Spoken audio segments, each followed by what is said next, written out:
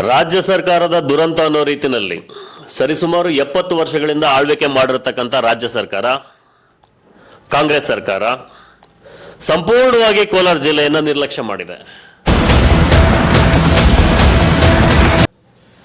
ರಾಜ್ಯದಲ್ಲಿ 2ನೇ ಸ್ಥಾನದಲ್ಲಿ ಇವತ್ತಿನ ದಿನ ನಾವು ವಿಶ್ವದಲ್ಲಿ ಅತಿ ಹೆಚ್ಚು ಮಾವಿನಕಾಯಿಯನ್ನ ಕೊಡ್ತಾ ಇರ್ತಕ್ಕಂಥ ಜಿಲ್ಲೆ ತಾಲೂಕು ಯಾವ್ದಾರು ಇದ್ರೆ ಕೋಲಾರ ಜಿಲ್ಲೆ ಶ್ರೀನಿವಾಸಪುರ ತಾಲೂಕು. ಇಂಥ ಒಂದು ಜಿಲ್ಲೆಗೆ ಇವರು ಕೊಟ್ಟಿರ್ತಕ್ಕಂಥ ಕೊಡುಗೆ ಶೂನ್ಯ.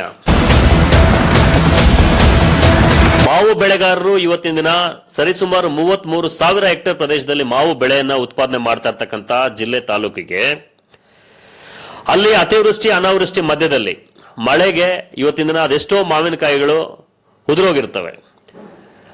ಆ ಉದುರೋಗಿರ್ತಕ್ಕಂಥ ಮಾವು ಅಲ್ಲಿ ಒಂದು ಸ್ಥಳೀಯ ಭಾಗದಲ್ಲಿ ಒಂದು ಕಾರ್ಖಾನೆಗಳನ್ನ ಇವರು ಸ್ಥಾಪನೆ ಮಾಡಿದ್ದೇ ಆಗಿದ್ದರಲ್ಲಿ ಒಂದು ಉಪ್ಪಿನಕಾಯಿ ಕಾರ್ಖಾನೆ ಇರ್ಬೋದು, ಜ್ಯೂಸ್ ಕಾರ್ಖಾನೆಗಳಿರ್ಬೋದು, ಈ ರೀತಿ ಮಾವಿಗೆ ಸಂಬಂಧಪಟ್ಟಂತ ಕಾರ್ಖಾನೆಗಳನ್ನ ಕಾಳಜಿ ಇಟ್ಕೊಂಡು ಆವತ್ತಿನ ದಿನ ಸರ್ಕಾರಗಳು ಸ್ಥಾಪನೆ ಮಾಡಿದ್ದೇ ಆಗಿದ್ದರಲ್ಲಿ ಇವತ್ತಿನ ದಿನ ಬೆಂಬಲ ಬೆಲೆಗೆ ಸರ್ಕಾರದ ಮುಂದೆ ಕೈ ಚಾಚತಕ್ಕಂಥ ಪರಿಸ್ಥಿತಿ ರೈತರಿಗೆ ಬರ್ತಾ ಇರಲಿಲ್ಲ.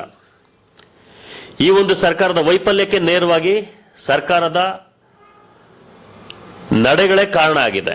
ಆ ಕಾರಣ ನಾನು ಮನವಿ ಮಾಡ್ಕೊಳ್ತಾ ಇದ್ದೀನಿ, ನಮ್ಮ ಜಿಲ್ಲೆಗೆ, ನಮ್ಮ ಕೋಲಾರ ಜಿಲ್ಲೆಗೆ ಈ ಒಂದು ಕಾರ್ಖಾನೆಗಳ ಅವಶ್ಯಕತೆ ಅತ್ಯವಶ್ಯಕತೆ ಇದೆ. ನಾನು ಮಾನ್ಯ ಕೇಂದ್ರ ಸಚಿವರು ಕುಮಾರಸ್ವಾಮಿ ಅವರಲ್ಲೂ ಈ ಮುಖಾಂತರ ಮನವಿಯನ್ನು ಮಾಡ್ಕೊಳ್ತಾ ಇದ್ದೀನಿ.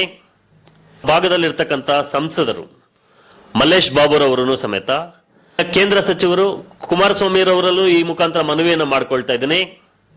ಜಿಲ್ಲೆನಲ್ಲಿ ಇವತ್ತಿನ ದಿನ ಏನು ನಮ್ಮ ಮಾವು ಬೆಳೆಗೆ ಸಂಬಂಧಪಟ್ಟಂತ ಬೆಂಬಲ ಬೆಲೆ ಇರಬಹುದು, ಆ ಭಾಗದಲ್ಲಿ ಇರ್ತಕ್ಕಂಥ ಒಂದು ಏನು ಕಾರ್ಖಾನೆಗಳ ಸ್ಥಾಪನೆಗೆ ಒಂದು ಪಡ್ತಾ ಇರ್ತಕ್ಕಂಥ ಶ್ರಮ ಇರ್ಬೋದು, ತಾವೂನು ಸಮೇತ ಸಂಸದರು ಏನಿದ್ರಿ ಮಲ್ಲೇಶ್ ಬಾಬು ಅವರು, ಈ ತಾವೂನು ಸಮೇತ ತಮ್ಮ ಅಧಿಕಾರಾವಧಿಯಲ್ಲಿ ನಮ್ಮ ಜಿಲ್ಲೆಗೆ ಕಾರ್ಖಾನೆಗಳನ್ನ ತರುವಲ್ಲಿ ತಾವೂನು ಸಮೇತ ಪ್ರಾಮಾಣಿಕವಾಗಿ ಸ್ಪಂದಿಸಬೇಕು. ಈ ಸರ್ಕಾರನ ನಂಬಿದ್ರೆ ಆಗೋದಿಲ್ಲ. ತಾವೇನೀಗಾಗಲೇ ಮಾವು ಬೆಳೆಗಾರರ ಒಂದು ಧ್ವನಿಗೆ ಸ್ಪಂದಿಸಿ ಬೆಂಬಲ ಬೆಲೆಯನ್ನ ತಾವು ತಂದುಕೊಟ್ಟಿದ್ದೀರಿ. ಅದೇ ರೀತಿಯಲ್ಲಿ ರೈತರ ಪರವಾಗಿ ತಮ್ಮಲ್ಲಿ ಮನವಿಯನ್ನ ಮಾಡ್ಕೊಳ್ತಾ ಇದ್ದೀವಿ. ನಮ್ಮ ಜಿಲ್ಲೆಗೆ, ನಮ್ಮ ಶ್ರೀನಿವಾಸಪುರ ತಾಲೂಕಿಗೆ ಮಾವು ಇವತ್ತಿನ ದಿನ ವಿಶ್ವಕ್ಕೆ ಕೊಡ್ತಾ ಇರ್ತಕ್ಕಂಥ ಜಿಲ್ಲೆ ಆಗಿರೋದ್ರಿಂದ ಆ ಭಾಗಗಳಲ್ಲಿ ಕಾರ್ಖಾನೆಗಳ ಅವಶ್ಯಕತೆ ಇದೆ. ಮಾವಿನ ಬೆಳೆಗೆ ಸಂಬಂಧಪಟ್ಟಂತ ಕಾರ್ಖಾನೆಗಳನ್ನ ತಾವು ಕೇಂದ್ರ ಸರ್ಕಾರದ ಅನುಮೋದನೆಯಿಂದ, ಅನುದಾನದಿಂದ ಅಲ್ಲಿ ಸ್ಥಾಪನೆ ಮಾಡಿಕೊಟ್ಟಿದ್ದೆ. ಆದಲ್ಲಿ ಈ ಒಂದು ಕೊಡುಗೆಯನ್ನ, ಸರ್ಕಾರದ ಕೊಡುಗೆಯನ್ನ ಯಾವತ್ತಿಗೂ ಸಮೇತ ರೈತರು ನೆನೆಸ್ಕೊಳ್ತಕ್ಕಂಥ ಒಂದು ವಾತಾವರಣ ಸೃಷ್ಟಿ ಆಗ್ತದೆ. ಹಾಗಾಗಿ ನಾನು ಜಿಲ್ಲೆಯ ಎಲ್ಲ ರೈತರ ಪರವಾಗಿ ಈ ಒಂದು ಮನವಿಯನ್ನ ಸನ್ಮಾನ್ಯ ಶ್ರೀ ಕುಮಾರಣ್ಣ ಅವರಿಗೂ ಸಮೇತ ನಾನು ಮಾಡ್ಕೊಳ್ತಾ ಇದ್ದೇನೆ. ವೀಕ್ಷಕರೇ, ಇಂತಹ ವಿಡಿಯೋಗಳು ನೋಡಬೇಕಾದ್ರೆ ಐಡಿಯಾ ನ್ಯೂಸ್ ಅನ್ನು ಸಬ್ಸ್ಕ್ರೈಬ್ ಮಾಡಿ, ಶೇರ್ ಮಾಡಿ, ಲೈಕ್ ಮಾಡಿ. ನಮಸ್ತೆ ಎಲ್ಲ ನನ್ನ ಪ್ರೀತಿಯ ಕನ್ನಡಾಭಿಮಾನಿಗಳಿಗೆ, ಕಲಾಭಿಮಾನಿಗಳಿಗೆ ನಿಮ್ಮ ಪ್ರೀತಿಯ ಶಿವಾರ ಉಮೇಶ್ ಮಾಡೋ ನಮಸ್ಕಾರಗಳು.